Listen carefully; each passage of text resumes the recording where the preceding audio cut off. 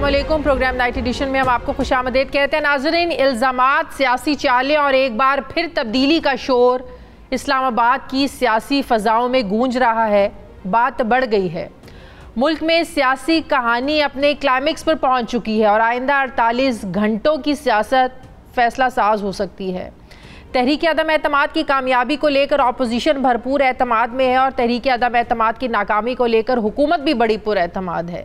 बज़ाहिर अपोजिशन हुकूमती अरकान को तोड़ चुकी है और असम्बली में ज़रूरत के मुताबिक अपने 172 अरकान से ज़्यादा वोट भी दावे कर रही अपोजिशन के उनके पास हैं। हुकूमत के मुनहरिफ अरकान अगर तहरीक अदम एतमाद में वोट डाल दें तो यकीनन इमरान खान हुकूमत का बचना मुश्किल हो जाएगा। अब इसके रद्द-ए-अमल में हुकूमत ने सदारती रेफरेंस के ज़रिए सुप्रीम कोर्ट से पूछ लिया है कि बताया जाए कि मुनहरिफ अरकान को सज़ा क्या होनी चाहिए और क्या ये सज़ा असम्बली में वोट डालने से पहले भी हो सकती है, क्योंकि बाद में होने वाली सज़ा शायद इमरान खान की हुकूमत के किसी काम की नहीं होगी।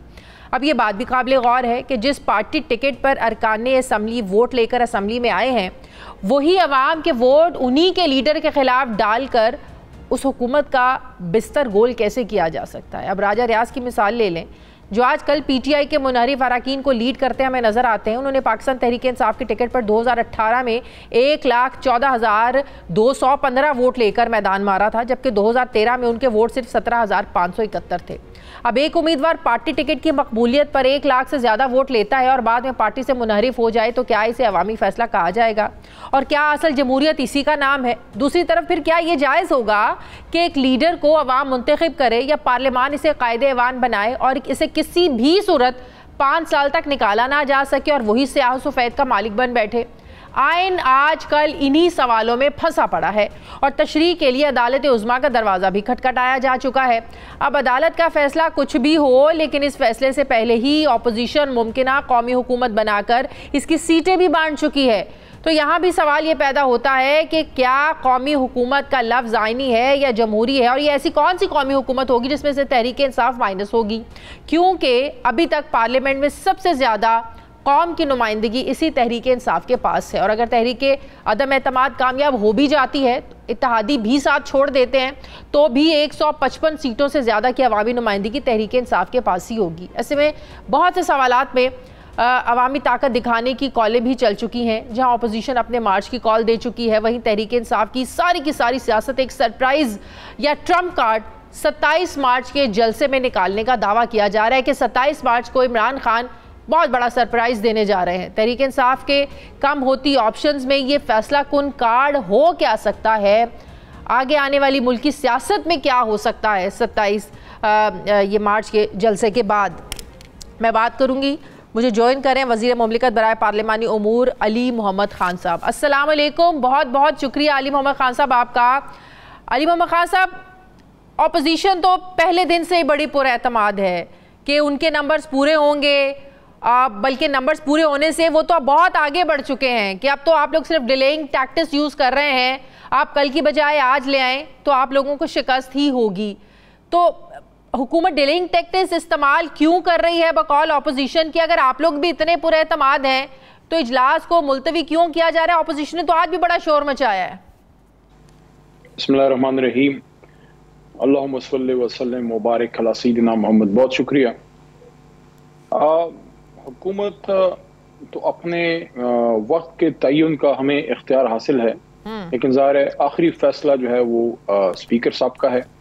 या हफ्ता पहले या हफ्ता बाद उसका रिजल्ट तो आ जाएगा, लेकिन कौम अपना फैसला वैसे सुना चुकी है। जिस तरीके से कौम खड़ी हुई है, मैं आज भी अभी मैं हल्के में हूँ और जो पिछले 2.25 साल से, पहले साल तो इतना नहीं था, लेकिन 2-2.5 साल से जो महंगाई की वजह से हमें इश्यूज थे, काफी सेटबैक भी था पॉलिटिकल, लेकिन जिस तरीके से इन लोगों का ख्याल था कि शायद इमरान खान साहब को बैकफुट पे ले आएंगे, जो इमरान खान निकले हैं अवाम में और जिस तरह से पाकिस्तानी अवाम ने, नौजवानों ने, यूथ ने, खवातीन ने, सब ने पजीराई दी है इमरान खान के उस स्टैंड को, एब्सोल्युटली नॉट को, और उनके इस्लामोफोबिया पे इंटरनेशनल स्टैंड को, मुस्लिम उम्मा के स्टैंड को, और हुर्मत रसूल सल्लल्लाहु अलैहि वसल्लम और ख़ातम नबीन सल्लल्लाहु अलैहि वसल्लम, इस पे जो उनका स्टैंड है, सीरत नबी सल्लल्लाहु अलैहि वसल्लम की और रहमतुल्लाह आलमीन अथॉरिटी बनाना, जो उनके मजहबी स्टेप्स हैं, प्लस जो सोशल अभी जो हमारा हेल्थ कार्ड वगैरह है, सेहत कार्ड,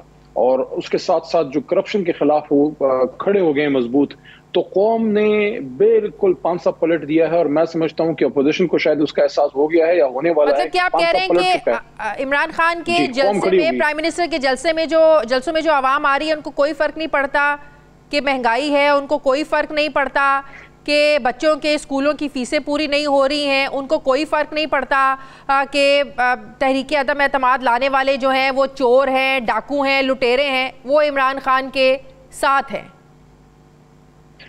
देखें, ऐसा नहीं है। आपने उसको बड़ा सिंपलिस्टिक सा थोड़ा सा व्यू दिया है। लोगों को फ़र्क पड़ता है, महंगाई का फ़र्क पड़ता है, उनको मुश्किलात का सामना होता है, लेकिन इन द बिग पिक्चर जब वो एक वसी नजरी से देखते हैं कि क्या पाकिस्तान को अब उन लोगों के हवाले कर दें जो एक साजिश का शिकार होकर एक ऐसी हुकूमत के खिलाफ वो एक नबर्द आजमा है कि जो इस वक्त बड़ी ताकतों को आंख भी दिखा रही है और जियो पॉलिटिक्स में अपना रोल अदा करी है। खासकर जो आज़ाद खारजा पॉलिसी पे जनाब इमरान खान साहब ने स्टैंड लिया, और जो काम हमें तारीख की किताबों में पढ़ाया जाता है कि हमें अर्ली 50s में अमेरिका के साथ साथ रूस के साथ और ईस्ट के साथ भी ताल्लुक रखना चाहिए था, सिर्फ वेस्ट नहीं।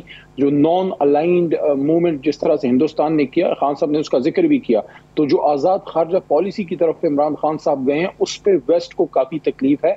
और ये रजीम चेंज की साजिशें माजी में भी होती रही हैं थर्ड वर्ल्ड कंट्रीज के खिलाफ कि जो कोई बड़ी लीडरशिप पैदा होती है, खड़ी होती है, तो ये बड़ी ताकतें उसके खिलाफ जो लोकल प्लेयर्स हैं उनको यूज करके पैसा चला के उनको हटवाते हैं, क्योंकि उनको वो बंदे चाहिए जो रिमोट कंट्रोल पे हों या उनकी कोई कमजोरी हो। इमरान खान साहब की कोई कमजोरी नहीं है, उनके असासे हैं बाहर ना कुछ, उन्होंने सारा कुछ, सारे अंडे जो है उनके पाकिस्तान के बास्केट में है, इस वजह से वो डिक्टेशन तो लेने वाले नहीं है।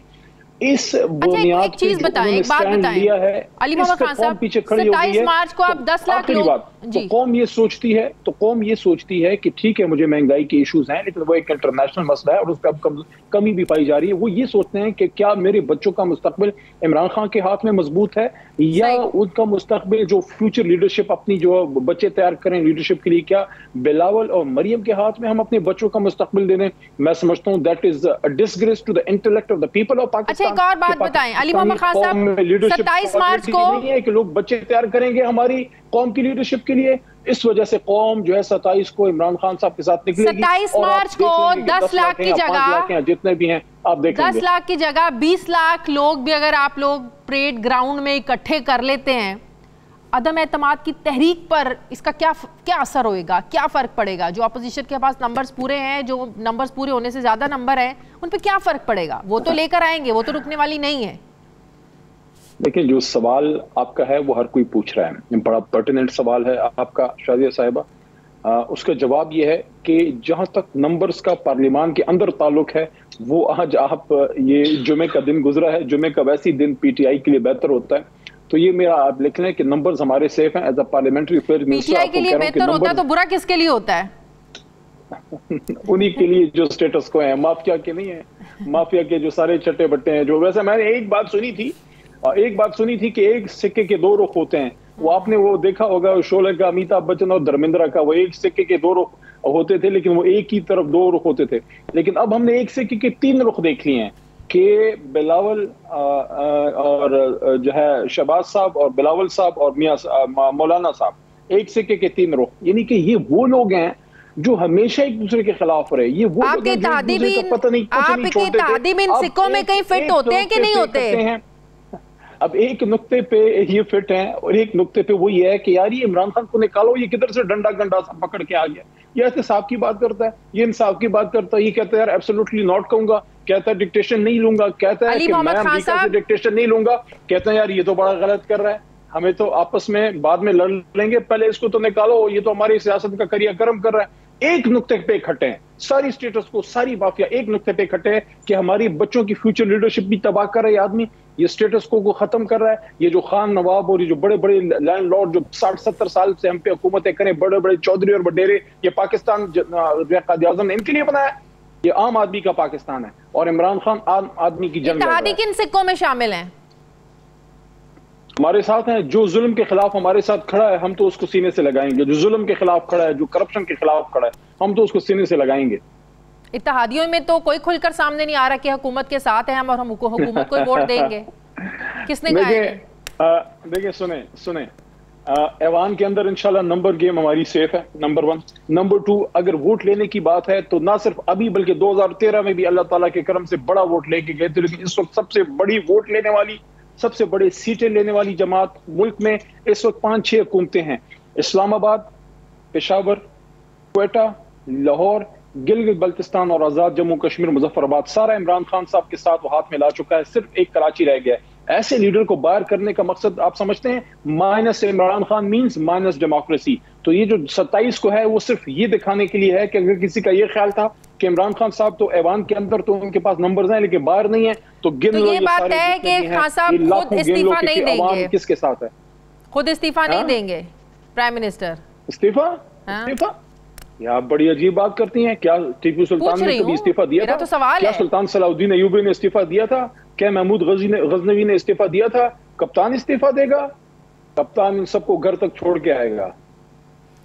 इस्तीफा तो आप लोग नवाज शरीफ से भी मांगते थे, इस्तीफा तो उन्होंने भी नहीं दिया था, तब उनसे क्यों मांगते थे? किधर है मियां साहब, किधर है? अब इलाज करवाने के लिए लंदन में। किधर है इलाज करवाने के लिए? ये कैसा इलाज है? वो तो अभी तक तो लोग मरीख पे जाके इलाज करा के आ जाते हैं। अगर इलाज कराना ही मकसद है, कि मुल्क से भागना मकसद है, तो फिर उसका तो कोई इलाज नहीं। सही। क्या तहरीक अदम एतमाद पर होने वाली वोटिंग जिसके बारे में कहा जा रहा है, क्या ये बात दुरुस्त है? आप लोगों की एक हुकूमती सियासी इस हवाले से हुकूमती कमेटी की एक मीटिंग भी हुई जिसमें ये कहा गया कि इसको मजीद डिले किया जाए, रमज़ान तक डिले किया जाए, बाद में बजट आ जाएगा, बाद की सिचुएशन भी देखी जाएगी। क्या ये बात आप लोगों के जहन में है? क्या ये प्लानिंग का हिस्सा है कि इसको मजीद डिले किया जाए? देखिए, we will play by the rules, लेकिन अगर हमारा मुकाबला सियासतदानों से होता, उन लोगों से होता जो मुल्क को एक नहज पे लेके जाने वाले थे, और सिर्फ नुक्ता नज़र का फ़र्क होता, एक सियासी प्लेयर से मुकाबला होता, तो हम भी ज़रा स्ट्रेट फॉरवर्ड थोड़ा खेलते। लेकिन मुकाबला माफिया से है, मुकाबला स्टेटस को से है, तो मुकाबला उन लोगों से है जो आपके और हमारे बच्चों के ख्वाब तो इन लोगों से मुकाबला करने का एक ही हल है, इनको इसको डिले करो। उनके साथ जरा थोड़ा सा बाउंसर और रिवर्स स्विंग उनको मारनी पड़ेगी, थोड़ी डिले करो, थोड़े से बाउंसर मारने पड़ेंगे इनको। कब तक? ऐसे नहीं ये बाज आएंगे। कब तक? लातों के बूत हैं, बातों से नहीं मानेंगे। कब तक? जब तक आईन इजाजत देता है। Will play according to our cards. इससे तो फिर ऑपोजिशन का बयानिया सच हो जाएगा कि आप लोग वोटिंग आपकी पूरी नहीं है, आप लोग घबरा रहे हैं, और एक दिन और मिल जाए इक़्तिदार में, 2 दिन और मिल जाए इक़्तिदार में, तो उसको आप लोग जो है ना इसलिए प्रोलॉन्ग कर रहे हैं। हम सियासत उन लोगों के लिए तो नहीं कर रहे जो मुल्क के ख्वाबों के कातिल हैं, जो मुल्क के ख्वाबों के डाकू हैं। हमने उन लोगों के लिए सियासत तो नहीं, हम तो पाकिस्तानी अवाम के लिए कर रहे हैं, और पाकिस्तानी अवाम को अपने लीडर पर एतमाद है। वो खूब जान चुकी है ये मुस्लिम लीग नून और पीपल्स पार्टी और मौलाना फजल रहमान साहब की आपस की रल मेल की सियासत के आपस में बिल्कुल एक दूसरे की तस्वीर तक नहीं देखना चाहते, एक दूसरे को देखना तक नहीं चाहते। एक वजह से इकट्ठे हैं कि इमरान खान साहब ने उनकी सियासत का क्रियाक्रम कर दिया है। क्या ये बात दुरुस्त है कि वफाकी हुकूमत बचाने के लिए प्राइम मिनिस्टर जो है वो बुज़दार साहब की कुर्बानी जो है ना वो दे सकते हैं? यकीनन इस हवाले से फैसला हो चुका होगा, अब तो मामलात बहुत आगे बढ़ चुके हैं, वोटिंग किसी भी दिन हो सकती है। पंजाब हुकूमत के हवाले से, बुज़दार हुकूमत के हवाले से कोई फैसला हुआ है? Nobody is important, only Pakistan is important, Imran Khan is important। हमने ये 22-23 साल की जदोजहद सिर्फ इमरान खान साहब के साथ मिलकर पाकिस्तान के लिए की है। बड़े मकसद के लिए जितनी भी कुर्बानी देनी पड़ी, मेरी तो ट्राई ये है कि वो खान साहब को देनी चाहिए। हाँ, वो खान साहब मुनासिब समझते हैं कि कब किसको रिप्लेस करना है, खान साहब मुनासिब समझते हैं। अच्छा, बड़े मकसद के लिए मतलब कि इमरान खान साहब की कुर्सी बचाने के लिए अगर बुज़दार साहब की कुर्सी चली भी जाए तो की कुर्सी नहीं है, इट्स ओके। ये इमरान खान साहब की कुर्सी नहीं है, ये 22 करोड़ अवाम की होप है, उनकी उम्मीदें हैं। ना अली अहम है, ना शाह महमूद कुरैशी साहब अहम है, ना असद उमर साहब अहम है, ना परवेज खटक साहब, ना बुज़दार साहब, ना महमूद खान साहब। अहम है तो पाकिस्तान अहम है तो इमरान खान अहम है। इसका मतलब बुज़दार साहब की कुर्बानी दी जा सकती है। बहुत बहुत शुक्रिया आपका। वो खान साहब की चॉइस है। बहुत बहुत शुक्रिया, बहुत बहुत शुक्रिया। वज़ीर मुमलिकत बराए पालतू उमूर अली मोहम्मद खान साहब मेरे साथ हैं। मुझे ब्रेक लेनी नाज़िम, वापस आते हैं छोटे से वक्फे के बाद।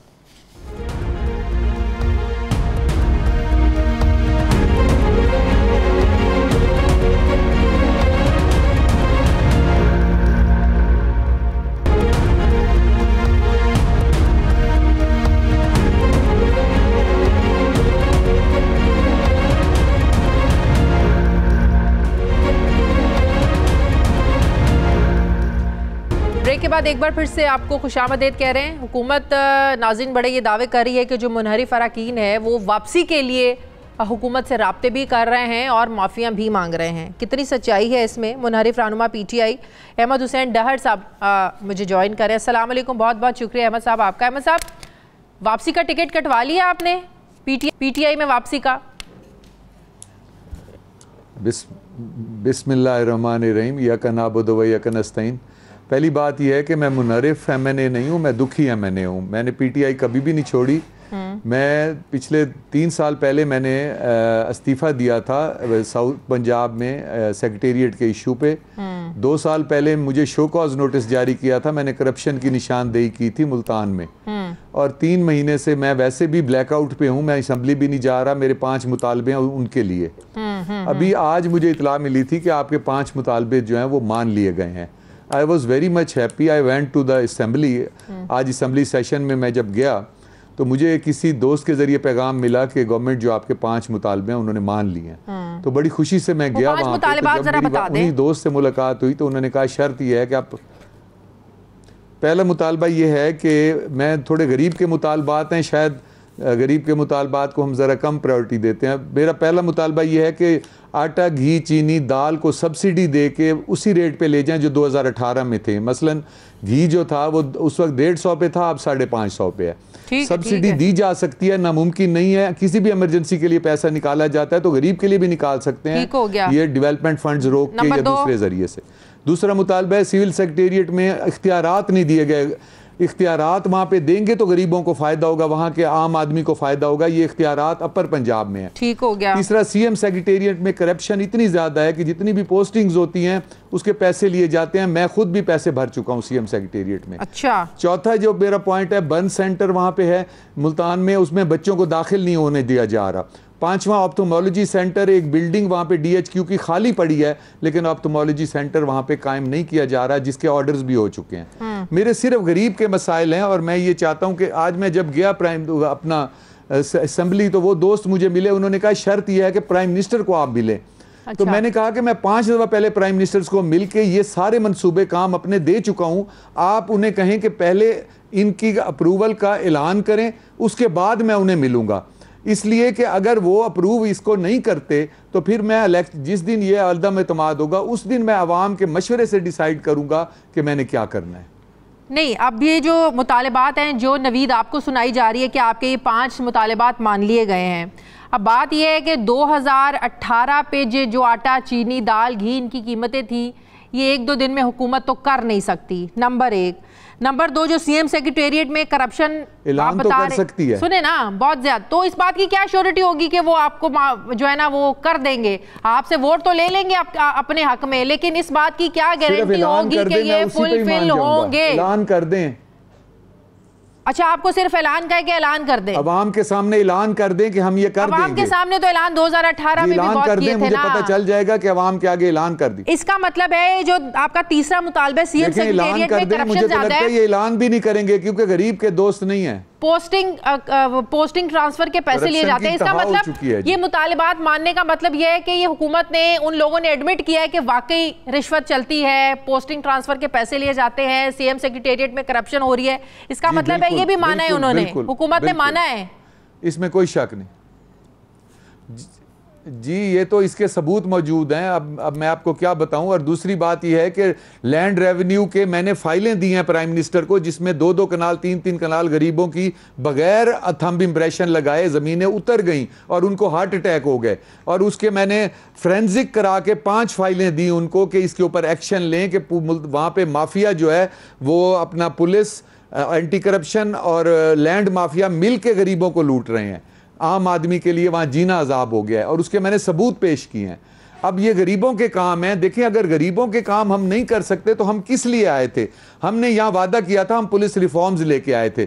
जो रिफॉर्म्स लाना बंदा था वो इतना मायूस हुआ, उसने इस्तीफा दे दिया। हमने कहा जुडिशियल रिफॉर्म्स लाए थे, जजेस की तादाद आज तक पूरी नहीं की गई ताकि जुडिशरी अपनी मर्जी से जज ना बनाए। अच्छा, ये सारी करप्शन जो आप कह रहे हैं पंजाब में हो रही है, क्या इस हवाले से आपने बुज़दार साहब से कभी मुलाकात की हो, उनको बताया कि आपकी नाक के नीचे क्या हो रहा है, नीचे डिपार्टमेंट्स क्या कर रहे हैं, तो जरा देखें। इसका मतलब है बुज़दार साहब को 10 दफा बता चुका हूँ, लिख के दे चुका हूँ।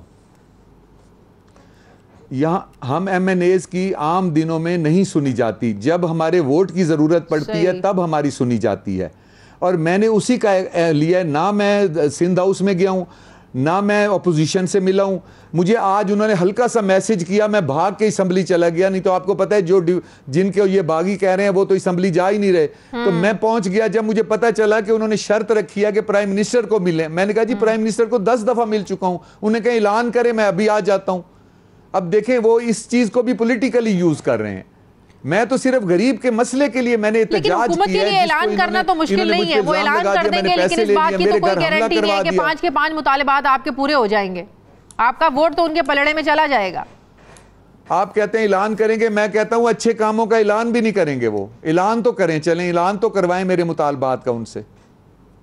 नहीं तो इस पर आप लोग को ये भी नहीं किसी की तरफ से कहा गया कि प्राइम मिनिस्टर से आप जब मिलेंगे तब वो आपको डायरेक्टली जो है ना वो इस बारे में इन्फॉर्म कर देंगे कि हम ये काम कर देंगे? आप प्राइम मिनिस्टर से क्यों नहीं मिलते हैं?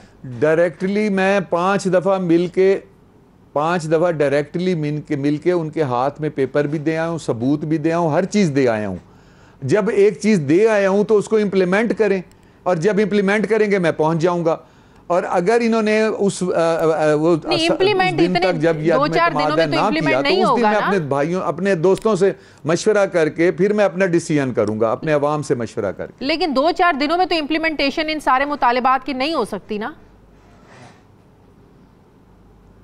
मैंने तो कहा ऐलान कर दें, सारे जो मेरे काम है उनका ऐलान कर दें, इम्प्लीमेंटेशन बाद में कर लें। लेकिन ऐलान कर दें कि हम अल्लाह को हाजिर नाजिर जान के ये ऐलान करते हैं कि भाई हम इम्प्लीमेंट करेंगे। मैं तो इसके लिए भी तैयार हूँ। अच्छा, आपके मुझे गरीब के लिए किसी हद तक जाना पिया, आम आदमी के हकूक के लिए मैं जाऊंगा। अच्छा, और मैं ये एहतजाज आज से नहीं कर रहा, 3 साल से कर रहा हूँ। ये कोई नई बात नहीं है आज की कि 3 साल से प्राइम मिनिस्टर के सामने मैंने करप्शन के सबूत पेश किए और मैंने कहा जो हमारे मिनिस्टर्स हैं वो पीछे से सपोर्ट कर रहे हैं डिसऑनेस्ट ऑफिसर्स को लगवा के। अच्छा, कौन से मिनिस्टर्स हैं जो शो कॉज दिया गया? मैंने वो शो कॉज भी कौन से मिनिस्टर्स हैं जो सपोर्ट कर रहे हैं? शो कॉज मिला है। कौन से मिनिस्टर सपोर्ट कर रहे हैं? फिर खुल के सामने जो मुल्तान के 2 मिनिस्टर्स हैं, मुल्तान के जो मिनिस्टर्स हैं मैं उनकी बात कर रहा हूँ। तो नाम भी ले लें। शाह महमूद कुरैशी साहब। मुनासिब नहीं, हम वैल्यूज वाले लोग हैं, अच्छा नहीं लगता। शाह महमूद कुरैशी साहब, देखिए मैंने नाम मेरे मुंह से ना दिलवाएं, हम कुछ वैल्यूज रखते हैं। मैं नहीं चाहता किसी को मैं डायरेक्ट पॉइंट आउट करूं। सही। ऑपोजिशन से आपसे यहाँ पे वैसे मिनिस्टर्स की हुकूमत है, यकीन करें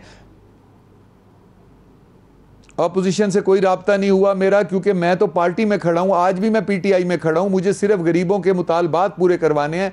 यकीन कर लें, मैं हल्फन अल्लाह को हाजिर नाजिर जान के कहता हूं, जब गरीब बिजली और गैस के बिल भर लेता है उसके बाद ना उसके बच्चों की फीस के पैसे बचते हैं ना उसके खाने के पैसे बचते हैं। और ये जो लोग इतने बड़े वो कर रहे हैं, तो मैं कहता हूं 2 वक्त की रोटी छोड़ के जरा उसके बाद ये सारा तज्जिए करें, उन्हें पता चलेगा भूख क्या होती है।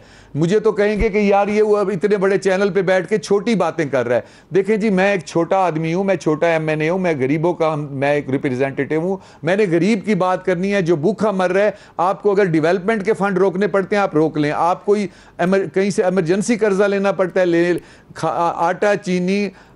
आटा चीनी दाल और ये इसके घी के रेट जो है ना वो बहुत कम कर दिए 2018 वाले। यकीन कर हटाने में इतना क्यों घबराते हैं? उनको घबराहट होती है, हिचकिचाते हैं और डंके की चोट पे कहते हैं कि ये उनकी चॉइस है, बुज़दार इसमें उस्मान बुज़दार ही काम करेगा।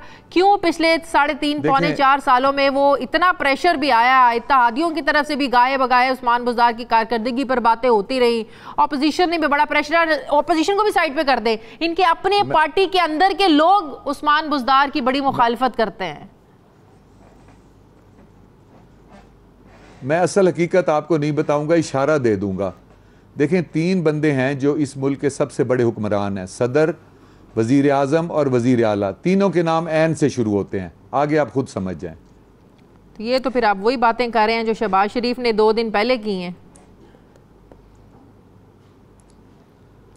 उन्होंने एन का जिक्र तो शायद नहीं किया, मैंने तो नहीं सुनी है उनकी। नहीं, उन्होंने और जिस तनाजुर में आप बातें कर रहे हैं वो भी उसी तनाजुर में बातें कर रहे थे। नहीं, मैंने यकीन करें उनकी बात नहीं सुनी। ये और बात है कि मैं हर चीज़ से हट के एक बात का उनका कायल हूँ कि वो एडमिनिस्ट्रेटर अच्छे हैं कि अगर कोई गलत काम करता है तो उसको उसी वक्त हथकड़ी लगा देते हैं। जवाब दे दें। मैंने यहाँ सबूत भी किए गलत कामों के, आज तक उनके लिए कोई एक्शन नहीं हुआ। ठीक है, आइंदा इलेक्शन क्या पीटीआई के टिकट पर लड़ना पसंद करेंगे? मेरे ये 4 मुतालबात मंजूर कर लें, मैं ज़िंदगी भर पीटीआई को नहीं छोड़ूंगा, पीटीआई के साथ ठहरूंगा। और अगर पीटीआई ये मंजूर नहीं करती तो मेरा दिल चाहता है कि मैं फिर ये लोगों से मशवरा करूं कि फिर आखिरी उम्मीद इमरान खान थी हमारे पास। इमरान खान को हम बड़े ख्वाबों के साथ देख के आए थे कि ये पुलिस रिफॉर्म्स लाएगा, जुडिशियल पॉलिसी ठीक करेगा, एग्रीकल्चर रिफॉर्म्स लाएगा, एजुकेशन का एक। आपने ऑपोजिशन के साथ मिलकर वोट देना है इमरान खान के खिलाफ? जी नहीं, मैंने अभी ऐसा कुछ डिसाइड नहीं किया, मेरा अपोजिशन से कोई राब्ता नहीं है। मेरा दिल तो ये चाहता है कि मैं उसके बाद सियासत छोड़ के घर ही बैठ जाऊं, क्योंकि ये आखिरी उम्मीद थी इमरान खान हमारे पास। लेकिन अपने इलाके के लोगों से मैं मशवरा करूंगा, जो वो मशवरा देंगे फिर उन पर अमल करूंगा। बहुत बहुत शुक्रिया। अहमद हुसैन साहब मेरे साथ है, थैंक यू। मुझे ब्रेक लेनी है नाज़रीन, वापस आते हैं छोटे से वक्फे के बाद।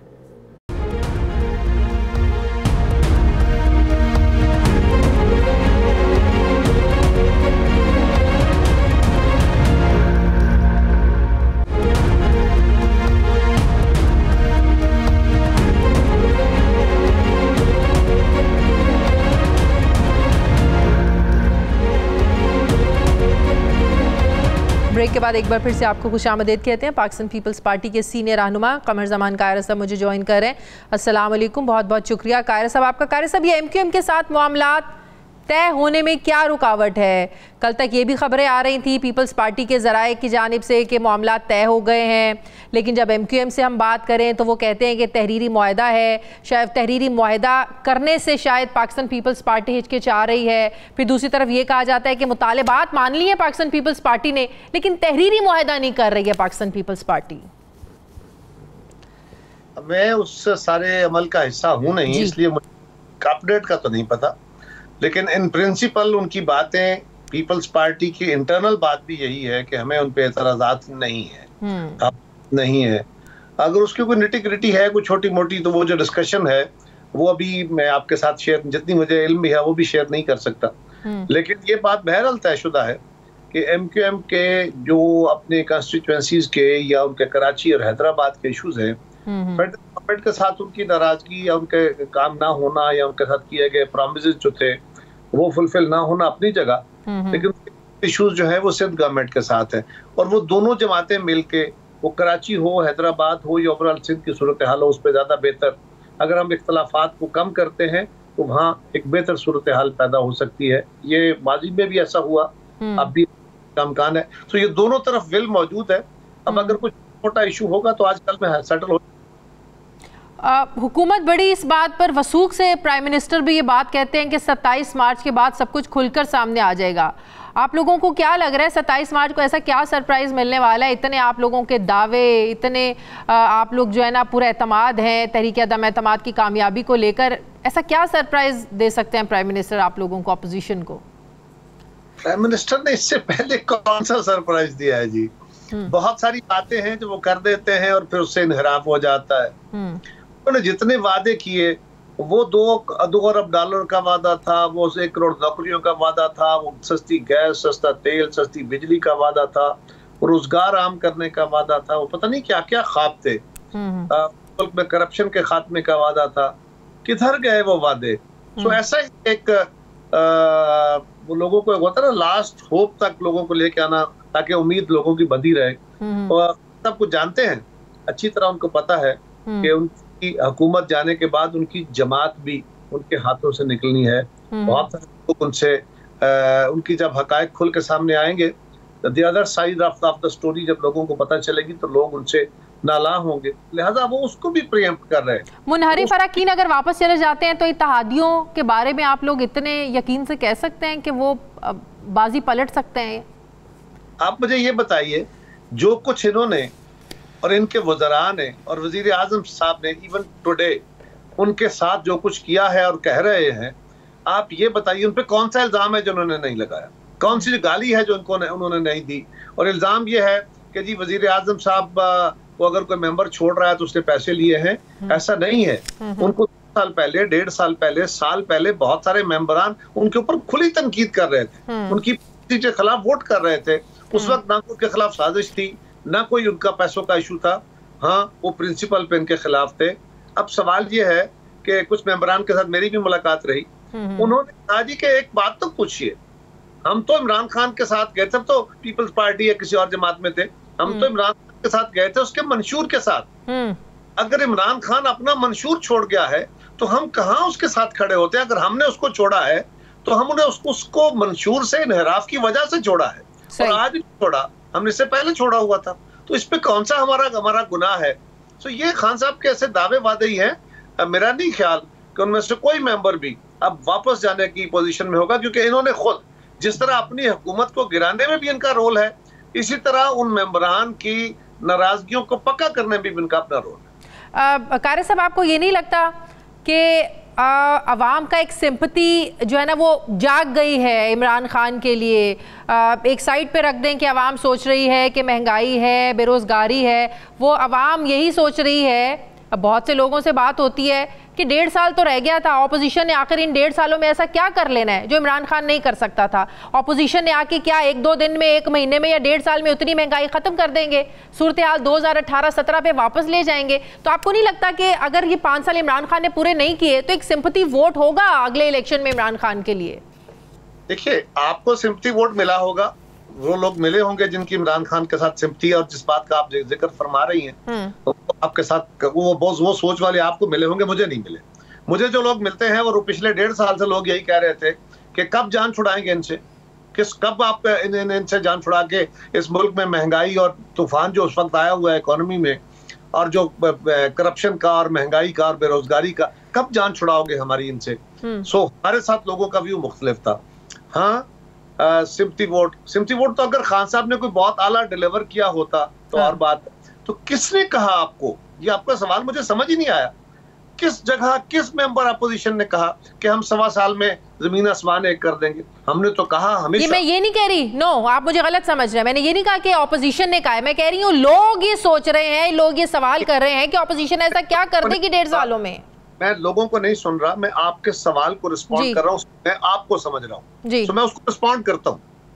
सवाल ये है कि हमने किस मेंबर ने कहा कि हम 1.25 साल में, इनका 1.25 साल रहता है, 1.5 साल नहीं रहता, 1.25 साल में हम सारा कुछ ठीक कर देंगे।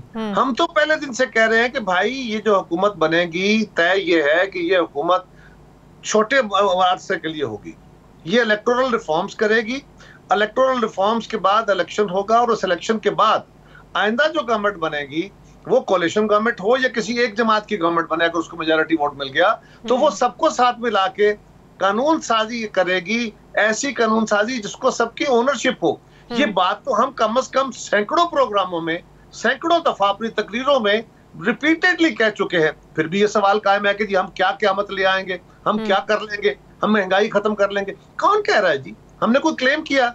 हम कोई पीटीआई हैं, हम कोई इमरान खान हैं कि हम गलत वादे करें? हमने माजी में जब वादे किए हमने उनको पूरा करने की कोशिश की है। सो ये सवाल अब बस करें हमसे। तो इस बात के कितने इम्कानात है कायरा साहब कि तहरीक अदम एतमाद आने से पहले कोई अंडरस्टैंडिंग हो जाए, सूरत अर्ली इलेक्शंस की तरफ चली जाए? क्योंकि इस्लामाबाद में हर तरह की आजकल बात हो रही है, हर तरह की जो है अफवाहें भी फैलाई जा रही हैं कि ये भी हो सकता है, ये ऑप्शन भी है, ये ऑप्शन भी है। ऐसा कोई ऑप्शन नहीं है जी। खान साहब ने वो सारे ऑप्शंस अपने खुद ही क्लोज कर दिए हैं, हमारे भी क्लोज कर दिए हैं। हम तो चाहते थे कि वो अपनी मुद्दत पूरी करें, उन्होंने अपनी मुद्दत भी खुद कम की है। उन्होंने खुद हमें अपोजिशन को दावत दी है कि आओ मेरे खिलाफ अदम एतमाद लाओ।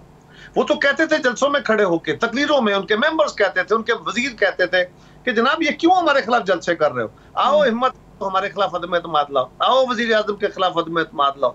अब आए हैं तो और जबान शुरू हो गई है। बहुत बहुत शुक्रिया पाकिस्तान पीपल्स पार्टी के सीनियर रहनुमा मान कायरा साहब हमारे साथ थे। नाज़रीन, मुझे प्रोग्राम में एक ब्रेक लेनी, वापस आते हैं एक वक्त के बाद।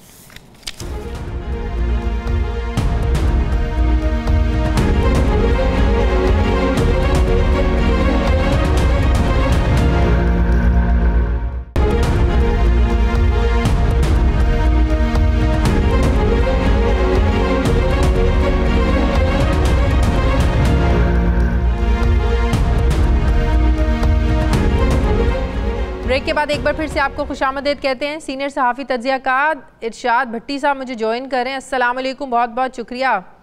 भट्टी साहब, यकीनन आपसे भी हर कोई आजकल एक ही सवाल करता है, जिसके पास भी खड़े हो जाएं एक ही सवाल होता है, तहरीक इंसाफ की हुकूमत घर जाने वाली है, तहरीक अंदम एतमाद नाकाम हो जाएगी, कामयाब हो जाएगी, इमरान खान वज़ीर आज़म रहेंगे नहीं रहेंगे, अपोजिशन के अपने दावे हैं, हुकूमत के अपने दावे हैं। आज प्राइम मिनिस्टर ने सहाफ़ियों से भी मुलाकात की है। कुछ सोर्सेज बता रहे हैं कि उन्होंने बड़े वसूख से ये बात की है कि तहरीक अदम एतमाद नाकाम होगी। इनको पता ही नहीं है, मैंने तो का पता अपना अभी सामने लेके ही नहीं आया हूँ, ये तो अपने सारे कार्ड शो कर चुके हैं। आपको क्या लगता है कि 27 मार्च जिसका बड़ा इन्होंने एक हाइप क्रिएट कर दी है कि उसमें बहुत बड़ा सरप्राइज़ देना है और उसके बाद जो है ना वो सब लोग वापस आ जाएंगे, क्या हो सकता है 27 मार्च वाले दिन?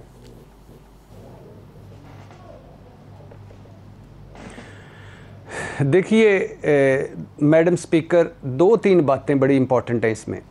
पहली बात ये है कि ये जो मैं पहले दिन से कह रहा था कि जब तहरीक अदम एतमाद पेश की और उसके बाद जब सिंध हाउस में लोटे नज़र आए तो मैं कह रहा था कि इस अपोजिशन ने इमरान खान, मरे हुए इमरान खान को ज़िंदा कर दिया।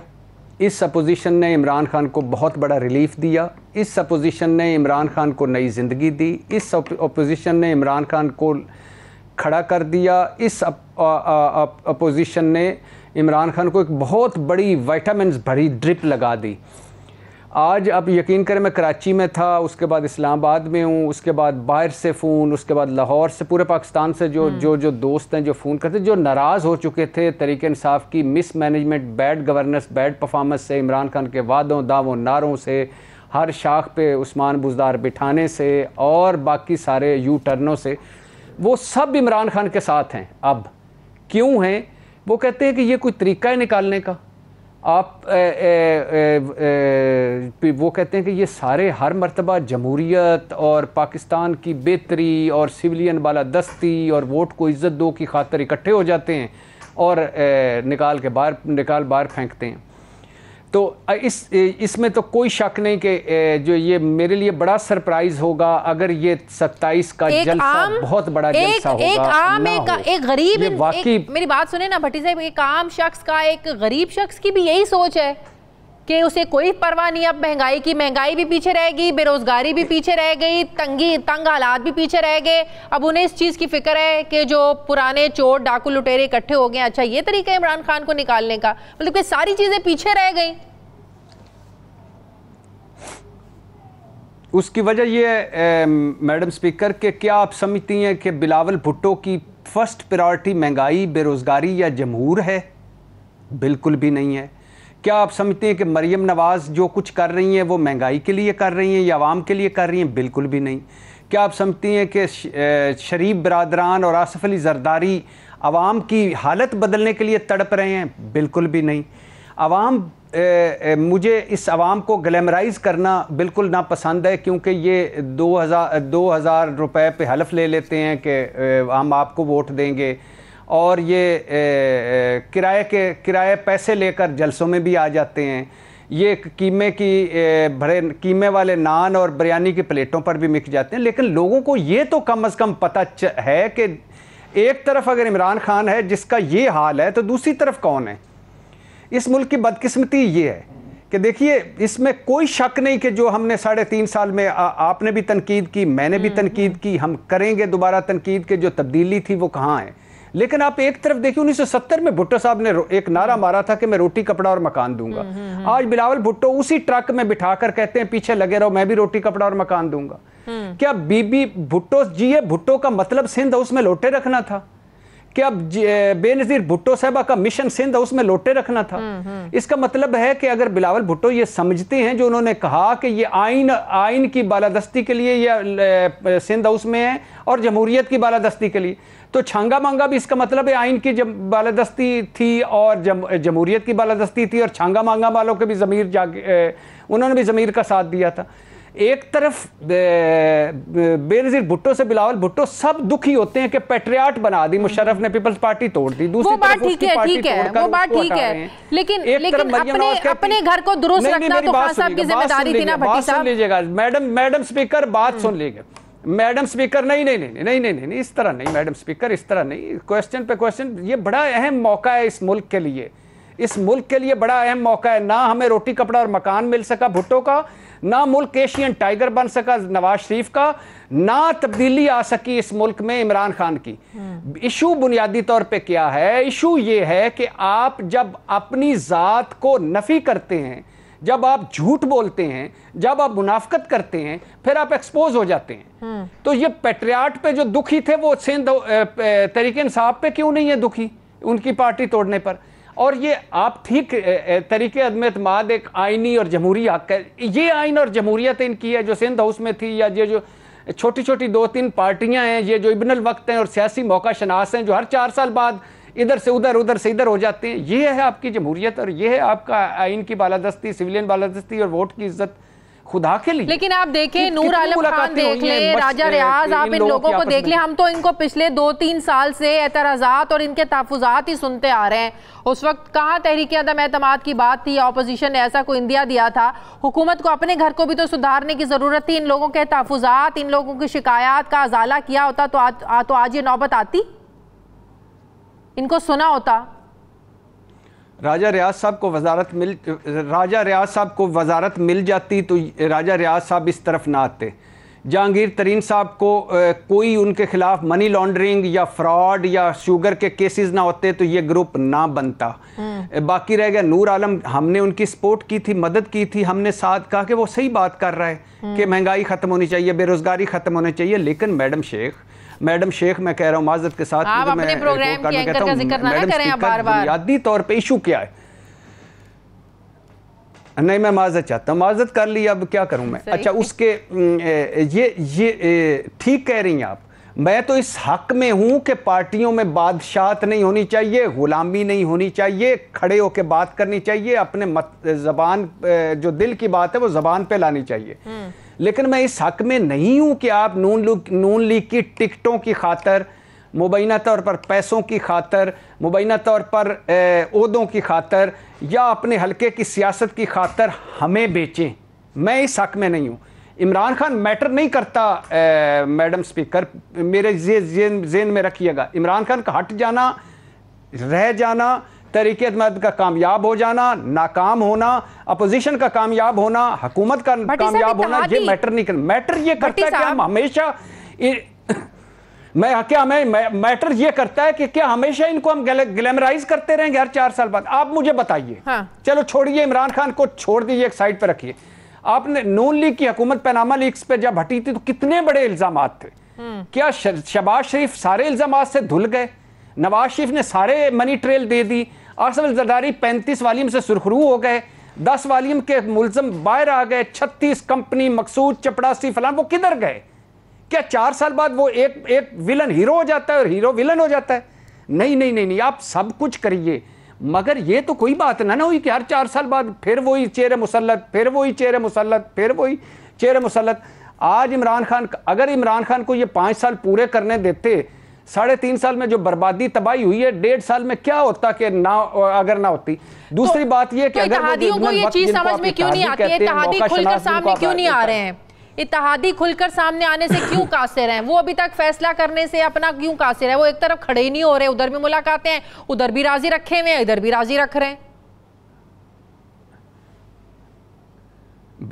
बड़ा ही मासूमाना, बड़ा ही पाला सा, बड़ा सा ही एक भोला सा सवाल आपने किया है। अगर मैं आप मेरे साथ स्टूडियो में होती तो मैं इस पे आपको हैम्पर देता, बड़ा सा गिफ्ट।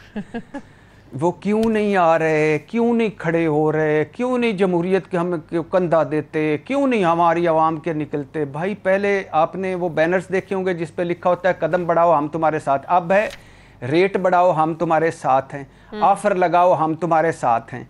ये इब्नुल वक्त लोग हैं। हमारी सियासत का डीएनए खराब है। सियासत को इज्जत, ऑनर या डिग्निटी के लिए थोड़ी की जाती है। ये करते हैं कि साडा की फायदा है, साडे वाले तक सजना। जिस तरफ आप देखें, अपोजिशन, हर कोई कह रहा है हमारा बड़ा आदमी, अपोजिशन का वाज़ेह, इत्तेहादियों का वाज़ेह झुकाव अपोजिशन की तरफ है। ओ भाई, कोई बंदा इत्तेहादियों का वजारत से तो इस्तीफा दे दे, फिर झुकाव कर ले। सही। एमक्यूएम कह रही है हुकूमत बचाना मसला नहीं, जमहूरियत बचाना ओ भाई, कब जमहूरियत खतरे में है? तुम्हारी वजह से जमहूरियत खतरे में है। आखिरी सवाल का जवाब दे दे। ये है कि जो बड़ी ऑफर लगाएगा ये इब्नुल वक्त उधर चले जाएंगे। एक्सपेक्टेड सरप्राइज क्या हो सकता है 27 को? हाँ, बहुत इस पे बड़ी बहस हो रही है इस्लामाबाद के हर तबके में। देखिए, एक तो सुप्रीम कोर्ट में केस लगा हुआ है, हो सकता है अदालत जो फैसला करे मंजूर है हमें, हो सकता है अदालत कोई ऐसा फैसला कर दे कि ये जो पार्टी छोड़कर लौटे हैं ये कहीं और वोट ना कर सकें। एक ये भी हो सकता है कि इत्तेहादियों को हुकूमत कोई बड़ा पैकेज दे दे और इत्तेहादी हुकूमत के साथ रहें। तीसरा बड़ा सरप्राइज़ ये हो सकता है कि यानी इमरान खान इस्तीफ़ा दे दें और कहें कि मैं नए इलेक्शन पे जा रहा हूँ, ये सारे इकट्ठे हो गए हैं। चौथा एक ये भी हो सकता है कि वो कोई ऐसा किसी को हटा दें या किसी को किसी जगह पे दोबारा लगा दें, ये भी कोई हो सकता है। और पांचवा, इमरान खान का ये एक नर्व्स गेम भी हो सकती है, असाब की जंग भी हो सकती है कि सरप्राइज़ दूंगा, तक वो ऐसे ही करते हैं हमेशा से, ऐसे ब्लफ गेम भी हो सकती है। सही, बहुत बहुत शुक्रिया सीनियर सहाफ़ी तदार इरशाद भट्टी साहब मेरे साथ हैं। नाज़िम, हमारे प्रोग्राम का वक्त ख़त्म हो गया। फीडबैक ज़रूर दीजिएगा, अपना ख्याल रखिएगा। मुझे इजाज़त दीजिए, अल्लाह हाफ़िज़।